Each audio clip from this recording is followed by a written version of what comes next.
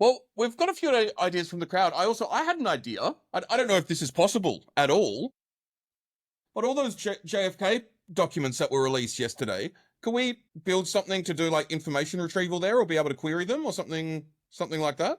And they're in PDFs, my understanding is. So if you search PDF, Gonna get like I National think that, Archives. yeah, I think those are.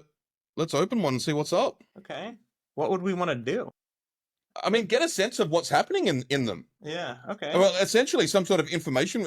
It may be tough to be able to do proper retrieval from this on the fly, but Yeah. Well, like let's just start with like a Next.js app, right? Like I okay, think it's easiest, and then yeah. because I think to get a sense of what's in them, we'll probably have to maybe send them off to an LLM or something to have them like OCR'd, right? Yeah, well, Mistral OCR is one of the best at the moment in my experience, but Okay.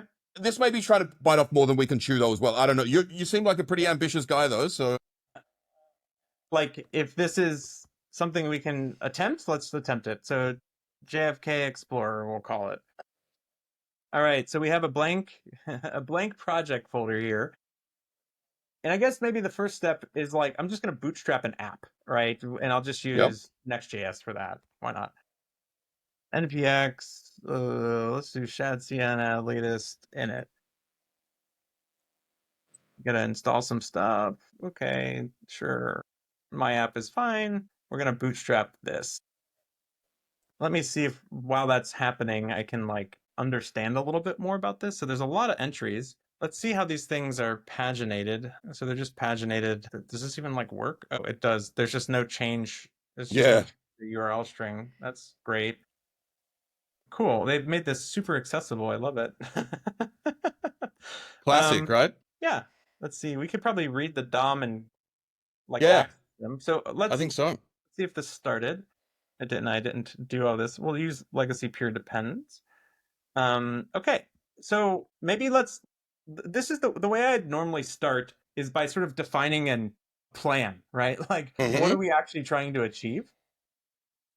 And so like let's do that together. You are a product guy deep down, aren't you? Oh, that's No, I'm joking. actually I'm what joking. I am. Yeah. That's actually what I am. Yep. But this is it. This type of technology as well brings product and design closer to data, to systems, to software, and brings systems and software closer to decision making as well, which is super fucking cool, man. Yeah. Okay. So, and sorry, it's hard to see like what you're saying or right because I'm trying to Oh yeah. operate this computer here. So let's just let's just get the app up and running first. But like I think maybe one of the things is like, look, can we actually retrieve these documents, understand like the structure of where they are? And then we can see if we can get them, and then if we can do something with them. Which again, I think we're gonna probably have to like say. So, I want to build an app that lets me explore the recent JFK document release. All of the documents are accessible from this. However, there isn't an easy way to page through them. What the app should initially do is, gosh, I don't even know. I guess like navigate the DOM and we'll get some data about that just with DevTools. Extract the first, whatever this is, what, 10 URLs from the page. And I guess, how does this get? Let's just get the URL strings. Yep.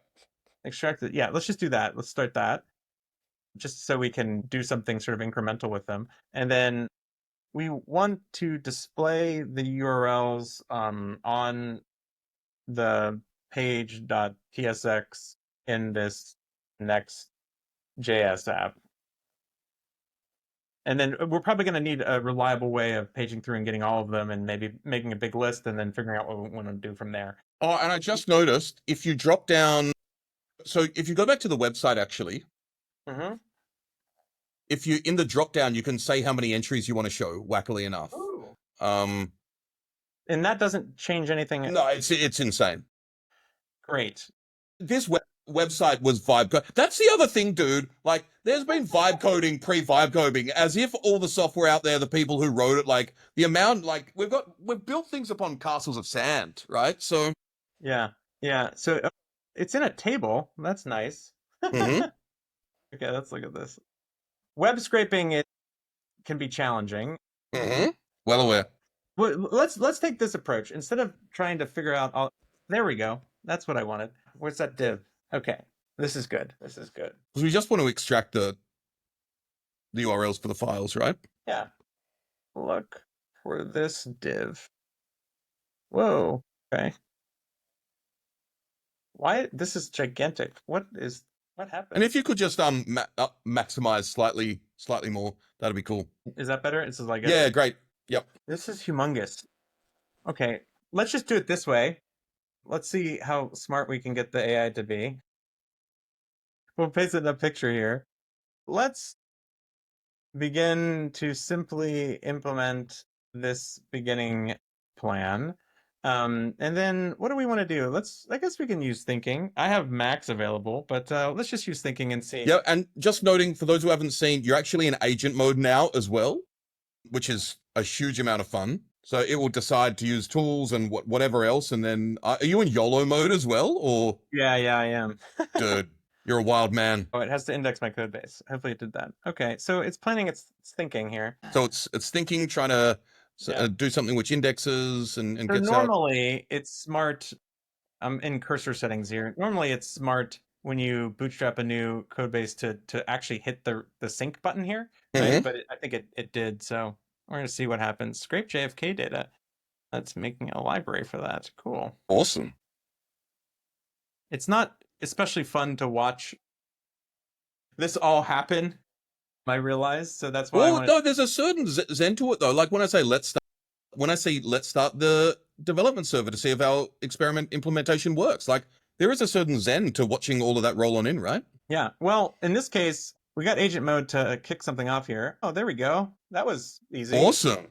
That was easier than expected. Let's see what happens if we. Okay, so that's not gonna. So that has interesting. Let's see the string over here. Okay, so since we're in localhost, okay. So that's everything up to files without, what was it? archive.gov.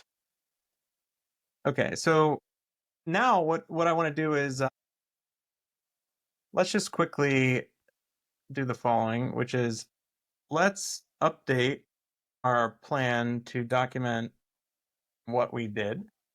And I haven't even initialized a Git repo here yet. So, I did. Okay, because Chatcien has, it comes with Git. Let's do this really quick. And normally we'd want to kind of build an incremental work plan. But I like to just kind of keep a record. Okay, so I'm just going to do a small change here. And, we could just go into the app and probably make this modification ourselves. But this works great. However, when I click on the document link, I want it to actually take me to the correct site, which is prepended by this, and I'm going to unlink this instead of localhost. All right, so that should hopefully work, and I need to restart the dev server, so I'm going to start a new terminal here, because it was... And also feel free to use Super Whisper, which you have installed as well if you... Yeah, I probably should. npm, let's like npm run dev this thing. I have to be in my app, probably. npm run dev, get this changed. Okay, see, like the base URL, we could easily have done that ourselves, but Sure. Why not just ask the agent to do it? So we're going to go back here, reload this. Note, although we're vibe coding, like you just did a quick spot check on something as well, right? And we're talking about it. So yeah, one of the things that I just normally do is I actually look at these. So in cursor lingo, these are called bubble IDs, and these relate to tool calls that happen behind the scenes. And this would be an edit file diff. And so I'm normally paying attention to what's going on in these. Now, this is a very simplistic app as it currently stands, right? But one of the things that you should always kind of look at is am I getting more sort of additions than subtractions? Depending on what you're attempting to do, right? Because sometimes, and at least historically, it was very probable or likely that you might get an inadvertent delete that just deleted a bunch of stuff. And if you're not paying attention, you could be in for a world of hurt. So let's look back here. Okay, so this works. Awesome. Cool. Okay, so let's do something more complicated. So we can get to the PDFs through the app we've built now. Yes, this is the lamest app ever. We have to make it better. So let's define something here. All right, so next steps. Yeah, let's actually see if it can just do that. Okay. Do what? Sorry? So some of these potential next steps, which Claude so generously gave me whenever I asked it to update my plan, right? Like, let's do Add this. pagination to view more than the first 10, implement search and filtering capabilities, improve the scraping patterns, great. Add metadata. Let's use Super Whisper, actually, so I don't have to type. All right. This is a great first step. We've corrected the base URLs, and we actually want to enhance our scraping capabilities such that we can get more than the first 10 URLs. It actually happens to be on the site that we're scraping from. There is a ability to show more than 10 entries. How could we approach actually getting more than 10 entries when that site is first accessed? I just want to see what's going to happen. Well, it suggests Selenium or something like that, do you think? What do you... Well, yeah, I mean, we could take that sort of approach, but I just want to see what Claude can come up with here. Yeah, that was my question. I mean, you know it. Like, what do you think it could? Let's see. And I actually love watching these thought processes. Yeah, expand it for people that are looking at this. It does remind me, like when we do deep learning or used to like actually train models, like watching the epics roll on in, right? Watching your loss and accuracy, and there is still pushing the boulder up the hill, but there's a vibe to it. Yeah, this is just a hard site because there's no query parameters or anything that are getting back. So it makes it a little bit more challenging. Let's see what happens. It looks like we're getting a few errors. Is the final URL of the PDF encoded in the name when we do the drop down? Because we could do a big screenshot of a lot of it. There's maybe a date as well. This looks like a date. This is yesterday. Yep. So that's the date of release, yeah. There doesn't seem to be a reliable pattern.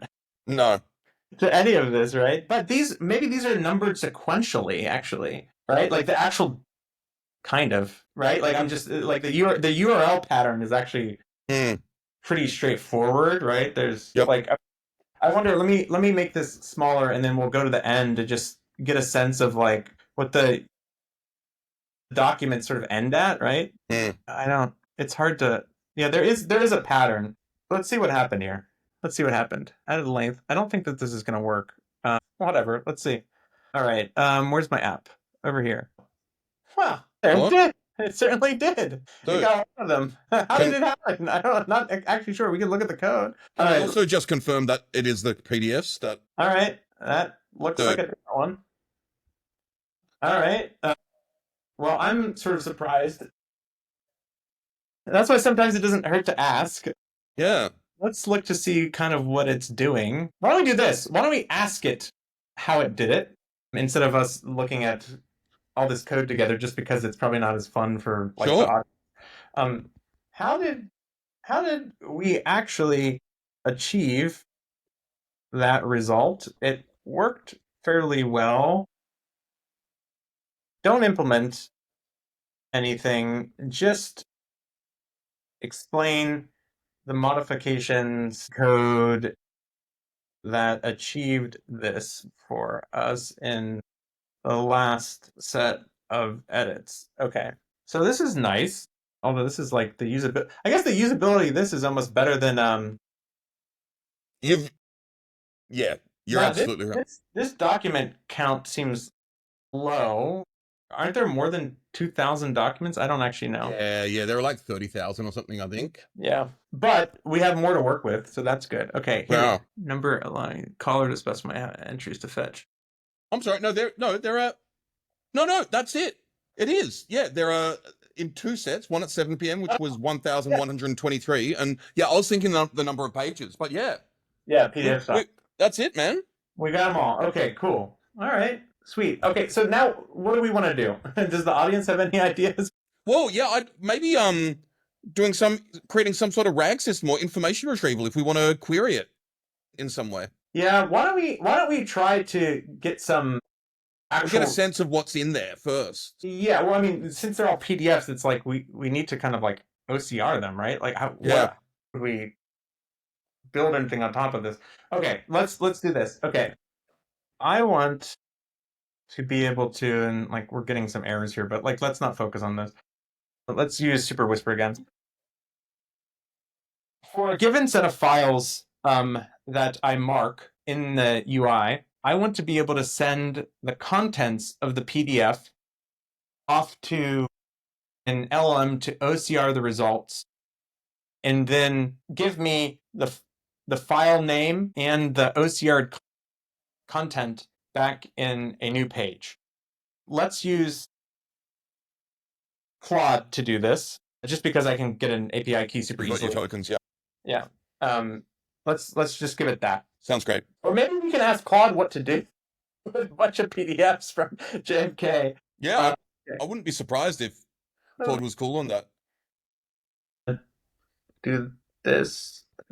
And do we want to incorporate this into the plan markdown as well? Or... Yeah, we can. Let's do that first. Let's update our plan with everything. I can't type. Everything we've just done. So that will run. Still no commits. Let's make a commit. Why not?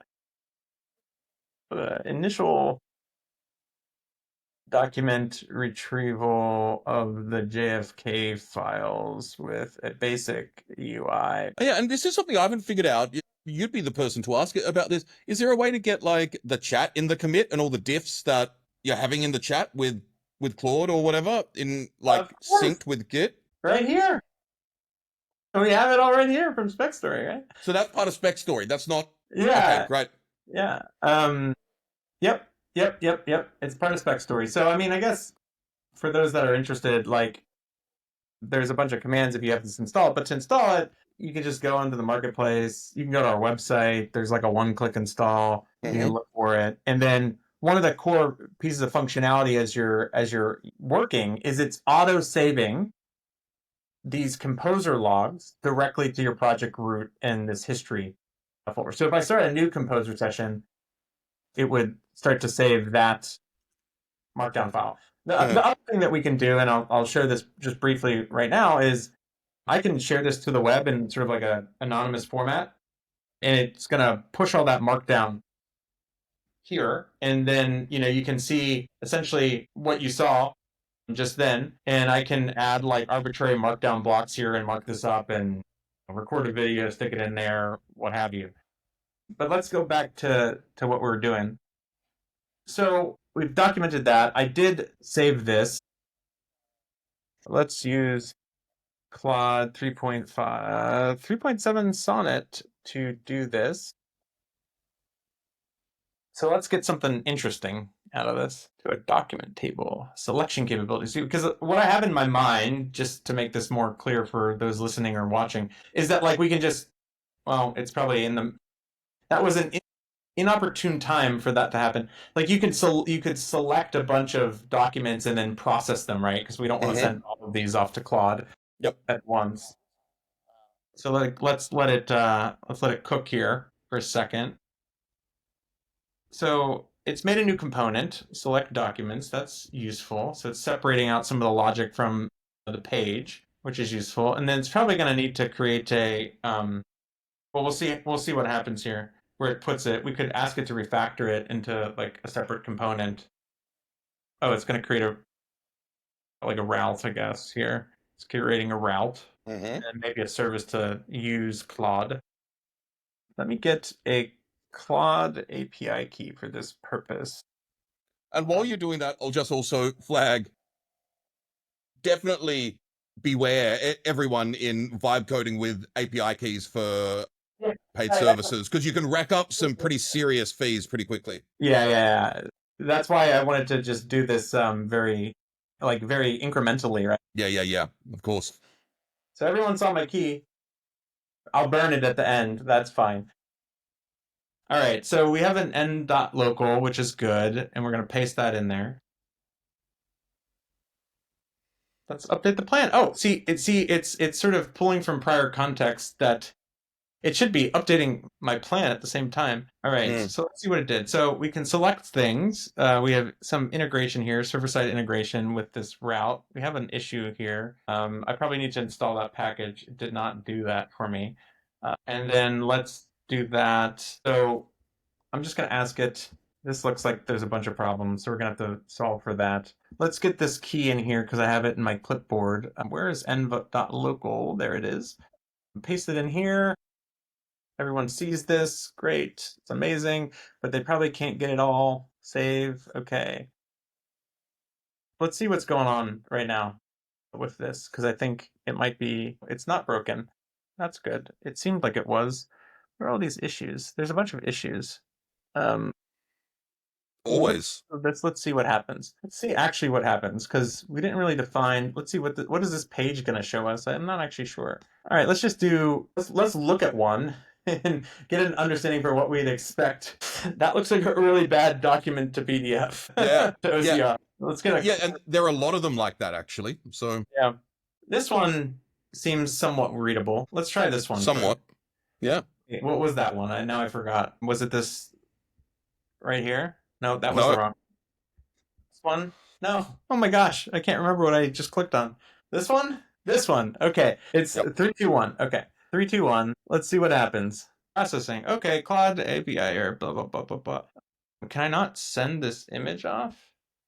Let's see if there's let me actually check what model it's using. Because that might actually be the problem. Claude. Where would that be? Is it in, did they put it in, okay, so this might not be a correct model name. Let's look at That's an issue that happens a lot, right? it does. It's funny because it's like literally Claude Hallucinating itself, yeah. model name. They should be grounded in their own documentation. All LLMs should be grounded in their own docs and other LLM docs and aren't enough. Yeah. Let's do, I didn't copy this right. Sonnet latest, whatever, I can just type it. The other thing we haven't encountered yet is dead looping, which for those who don't know is horrifying. But it's where it just, you get in a loop of errors essentially, and it will forget errors it's made before and rewrite code that it's done before. Let's try this. Processing. Can it not Yeah. PDFs? Maybe we can convert it to an image first. Yeah, it looks like it wants a JPEG or a PNG or a GIF or let's try it like this. Let's just get some understanding of this. So I'm down with this. I'll use Claude, just regular Claude. We might have to create an image first, which we should be able to do fairly easily. Is OCR this? Let's see. Okay, this seems like it actually is working. Okay, let's... Cool, man. Okay, does the API not support it? That might be a question. That might be a question to ask in Cursor. Let me go back to this. Sorry, I just want to get this. Yeah. No rush, man. This is the vibe. We're surfing, dude. So when we process a document using Claude 3.7 Sonnet in our app, we are getting the following error. Oh, I'm like clicking around like a maniac, but this is part of the vibe, right? Like just trying to some of these problems quickly. And I'm not familiar enough. This is a media type API. That's funny. Okay, well, it's doing what we just said. Is that actually true? I'm kind of surprised that the API doesn't accept PDFs, but the client does. That would be that. Yeah, I should be surprised, but few things surprise me these days, to be honest. No, it's like after what we've seen the past several years. I mean, API support PDFs. I guess I was on them all. Wait, it is available. That's confusing. It's confusing. Well, maybe let's just see if this works. That was like a simple enough change. Although this doesn't seem like it's actually gonna. Okay, you're just having it doesn't directly through the image field. Maybe we aren't specifying it correctly. Let's actually restore this. You've got type image. That it may be. Yeah. That's what I'm thinking, but I don't know what it should be. So is it just like type PDF. Like, I don't actually know what the type field should be. That's the problem. I wonder if Cursor could help with that. Well, it already hallucinated the model name, so like that's a true. good question. Let's see if this works, which it probably won't, but we might be surprised again. That's not what I wanted to do. I wanted to click this. Okay, that's not a type. Document image document. It's probably just Yeah. doc. Okay, Great. that's what it is. So that error message was helpful. Okay. Who would have thought? I'm not Who sure do they about think they are? Keras? All right, let's try it one more time. Famous last words. I love it when LLMs say to you, "This is the final correct version." This is working. Actually, this is, unless it's errors, this seems like it might work because it's processing for a while. Although, like, let's look at our logs. Nope, waited. Okay. This is not working. All right.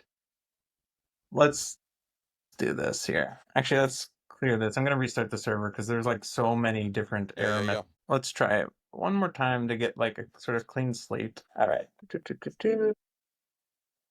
All right.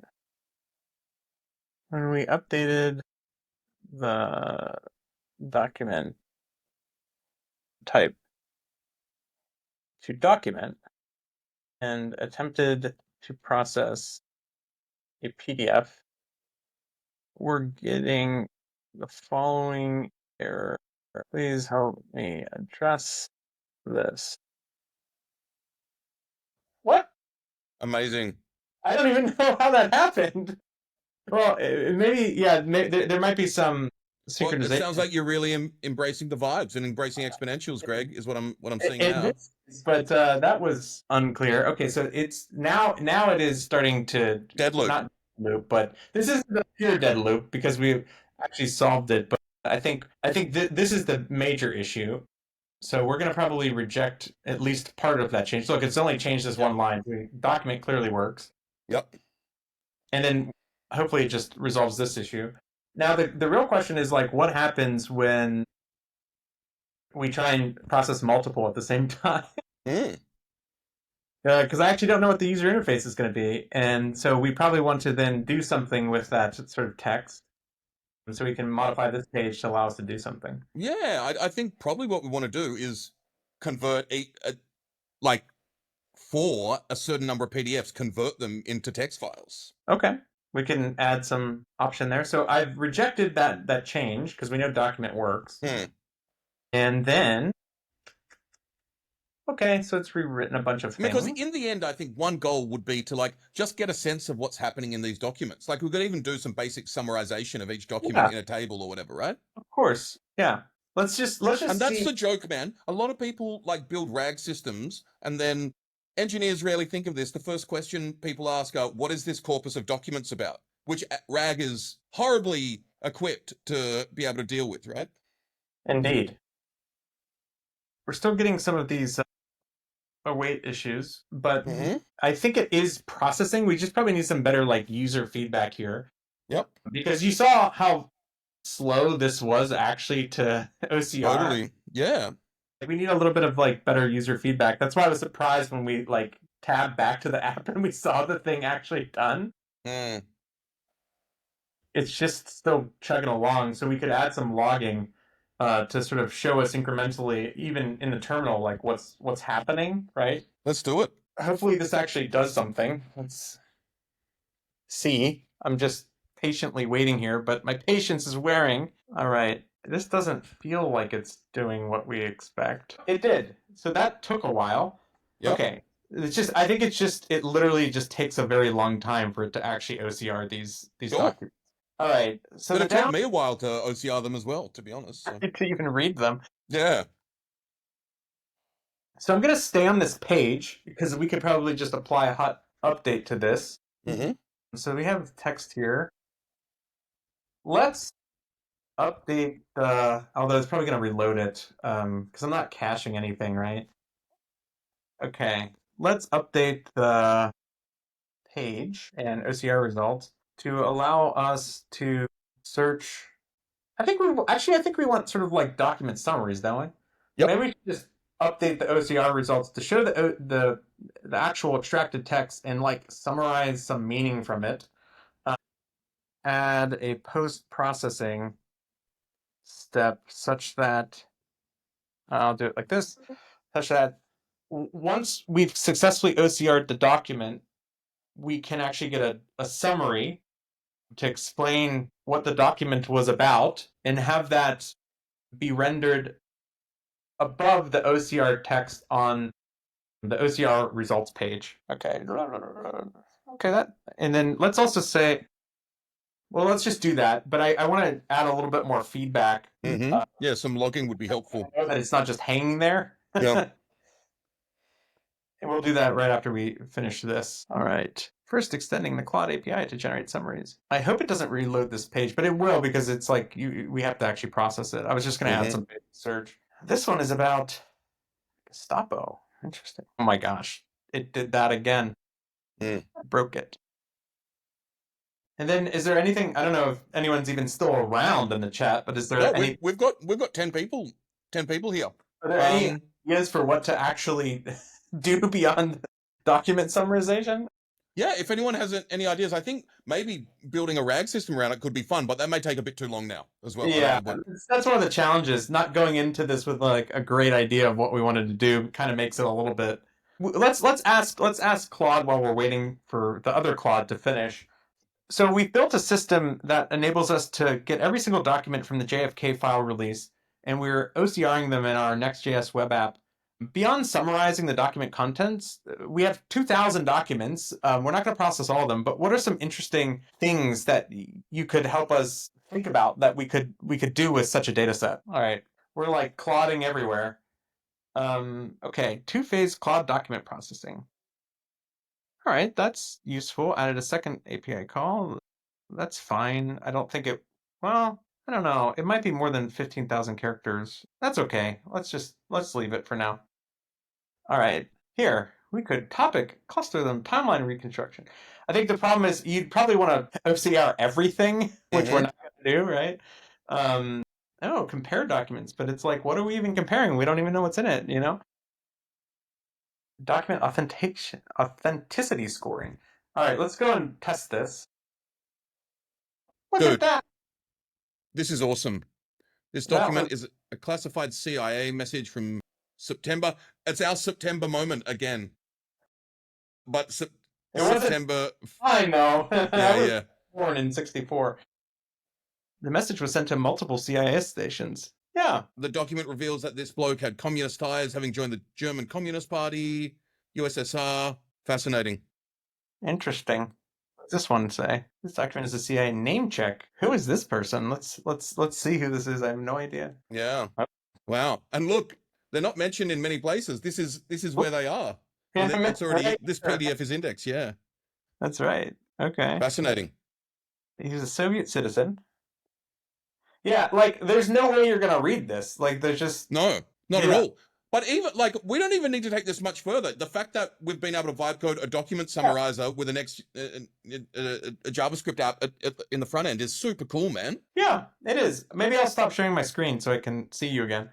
Yeah, and you'll commit this, and can we share the repo with people? Not only that, but I will share the SpecStory too.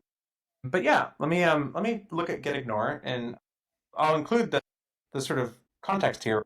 And we haven't necessarily described everything SpecStory does, so maybe it would be cool to wrap up by actually showing us the SpecStory and telling us a bit about what's up. Yeah, I mean, one of the easiest ways is probably if we just like look at the docs, just so I have some visual aids, because it's an extension, so it's kind of hard to show off. I could show all the command palette things, but if you want a quick start, there's three primary sort of, I guess, pieces of value right now.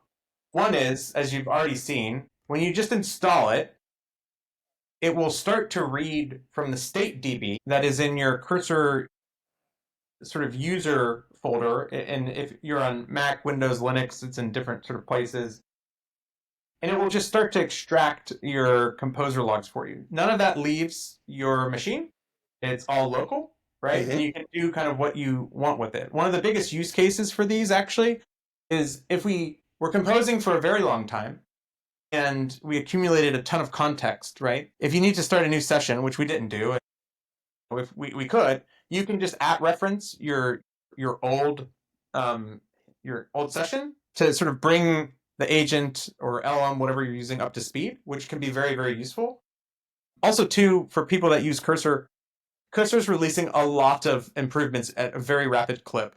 And often people's composer histories actually get lost and wiped. So you just have some assurance that if you ever want to get back to your prompts, you can, right? You can just select and save individual ones too, but like autosave kind of obviates some of that functionality. I showed that you can like actually share these things, which is one of the ways that I'll do this to put in your probably show notes. And it'll be linked to the GitHub repo that has it in it if anyone wants it. And then the last bit is something that we just released, which I didn't have turned on, but I can turn on and kind of show this off a little bit because it does require sort of incremental generation for it to work. If I had it turned on, there's like a little SpecStory menu bar here. I have derived cursor rules off. But as we were prompting, what would be happening if I had this turned on was it would be sending these prompts in text to another LLM that would then be writing a cursor rules file for you automatically. That if you were doing something complicated and you really wanted to make sure the agent was always respecting your tech stack choices or like the way that you wanted to name files or whatnot, you wouldn't have to write all those rules yourself. So and that one does, for those that are listening to this live or maybe later, it requires you to authenticate because we're actually making free LLM calls on your behalf. And do know that if you do use that, this prompt history would be sent to us, right? Because obviously we're processing it. But at the very base level, if you want to easily have your prompts and your history available to you, if you just used autosave, nothing sort of leaves the machine. The only thing that we collect are product analytics about the fact that the extension gets activated and, like debugging information. And you can turn off that if you don't want it down here. So that's kind of it in a nutshell in terms of the main use cases. But what we found is that people really, really want their chat histories, right? And this is actually one of the first steps, as I was alluding to earlier in our conversation, about kind of linking your intent to code, which is kind of what we're working on next, which is also very, very fascinating, right? Because while there are these diffs in here, what you might really want to understand is what prompt actually led to what part of your code changing, right? You can think of it as like AI blame, right? If you're familiar with like Git blame. Yep. So yeah, that's the nuts and bolts of it today. Let me do this. Let's update our plan with a final entry and also write a commit to memorialize what we've created. And I probably should change my git ignore, which might be, it's because I know what's happening. Git was actually initialized in my app folder and not in the root. That's why these aren't getting committed, but I'll fix that after. Great. Cool, Greg. So it's going to be time to wrap up in a minute, but I'd just love to know, for people who are getting like started with AI assisted programming and coding and software composition and composing, a lot of the conversation, as we've discussed, has been like, you've got people building apps on Twitter on one side being like, I've got the next SaaS, whatever. You got people on the other side saying, this is totally useless and a horrible use of time and stop talking about it. What advice do you give to people who want to like sit in the middle of the space and explore what's up? Yeah, I mean, I don't think that there is any substitute for getting your hands dirty, right? And so it's like, don't trust everything you read on the internet. Like, just pick a path, pick something that you're interested and passionate about, choose one of those tools or products that's sort of closest to where you are technically, and start exploring. Like, I mean, if anyone's familiar with a gentleman named Ethan Mullick, he wrote that book, Co-Intelligence, right? Yeah, he's great. A lot about LLMs all the time. One of the pieces of research that he's been associated with is I think it was like a Harvard study. It could have been Wharton. I'm not exactly sure. He's at Wharton. He calls it like the jagged frontier, right? He talked a little bit about it in Co-Intelligence. It is actually an HBS sort of paper, even though he is associated with Wharton. But there's this fantastic sort of blog post that he wrote on his One Useful Thing Substack. And really the gist of it is there's no instruction manuals for these LLMs, right? And when they're in a coding context, it's kind of clearer what you can or can't do. But even when we were just doing what we were doing, I was surprised by the way that that code was generated to be able to allow us to get the entirety of all of those URL strings, right? And sometimes you just kind of have to have the, I guess, courage to push the boundaries a little bit about, like, even if in the past you thought, like, hey, I really need to research this and figure it out, you can just ask things and be surprised when you get answers. And of course, it's always like trust but verify, but you really need to try and figure out how to push the boundaries of, what these products can do. And I think there's no better way to do that than playing with them. Yeah. So, as a final piece of advice, it would be immerse yourself in, the various LLMs that you can access, pay for subscriptions for. And for this particular use case around building with AI, treat some of this like, with a beginner's mindset, right? You might have an identity that is, hey, professionally developing software is something that is really important to me. But until you can explore this jagged frontier and kind of let go of that a little bit, you're not going to know what the boundaries are, right? And so that's where maybe I'll leave it is, be curious and keep prompting. Love it. And I just want to thank you for your wisdom, your time, for coming and sharing it with us. And thanks everyone who's here still for sticking around. This has been 2 hours, Greg, and it's flown by. So I'm excited for the next time we get to have a chat as well. Yeah, me too. So thanks once again, my friend. Yeah, thanks for having me on. And see you all soon and seen.